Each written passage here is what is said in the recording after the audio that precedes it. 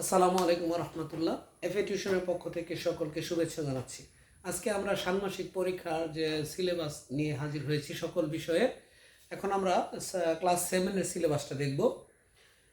ষান্মাসিক পরীক্ষার সিলেবাস সপ্তম শ্রেণী।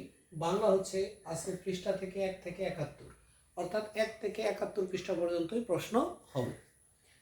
ইংরেজি 1 থেকে 66, গণিত 1 থেকে 124, বিজ্ঞান 1 থেকে 52 পৃষ্ঠা পর্যন্ত, ইতিহাস ও সামাজিক বিজ্ঞান 1 থেকে 74, ডিজিটাল প্রযুক্তি 1 থেকে 60, স্বাস্থ্য সুরক্ষা 1 থেকে 68, জীবন ও জীবিকা 1 থেকে 56, শিল্প ও সংস্কৃতি 1 থেকে 44, ইসলাম ধর্ম 1 থেকে 53, হিন্দু ধর্ম যারা আছো তাদের জন্য হচ্ছে 1 থেকে 56, খ্রিস্ট ধর্ম 1 থেকে 43 এবং বৌদ্ধ ধর্ম 1 থেকে 38।